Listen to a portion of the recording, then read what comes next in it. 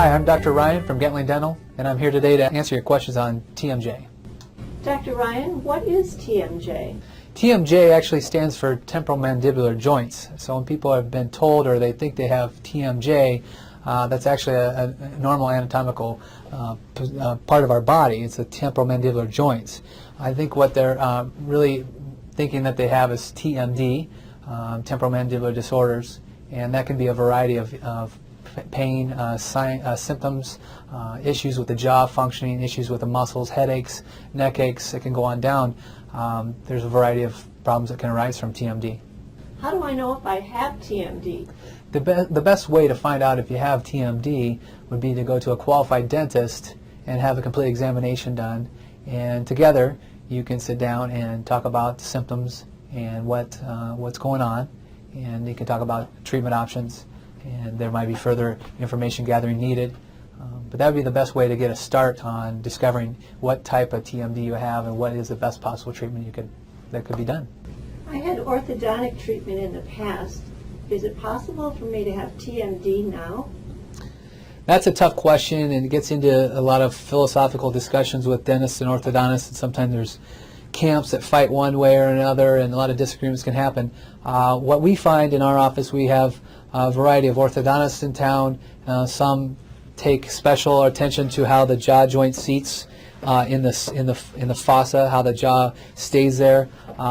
There's a lot of research out there that goes across the board on is that important or not. So what we find in this practice is the orthodontics that is finished with anterior guidance. I mean, that means the orthodontist that finishes their case with a stable joint position, or repeatable, I should say, something that's pretty repeatable, but then also has some sort of anterior control where their front teeth touch in anterior. We find those over time to be the most stable occlusions.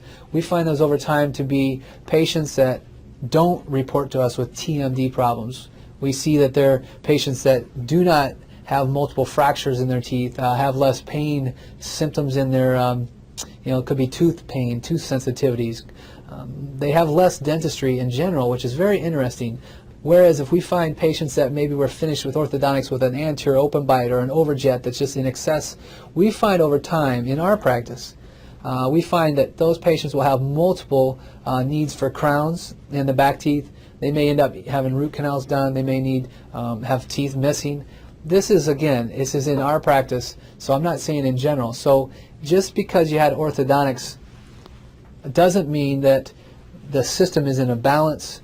So if a bite is made and the jaw joint's not seated right, you can find pivoting places up, and then as is in with all this, we're assuming there's clenching or grinding going on. I want to make that clear that with everything I've been discussing so far, it's under the premise that we're assuming, I guess, that there's some degree of clenching or grinding at nighttime, and that's why we have appliance therapy, and that's why when orthodontics is done, we're going to assume that there's going to be some degree of clenching and grinding going on. If the balance isn't there, we can clench and grind and make things worse. Are all night guards the same?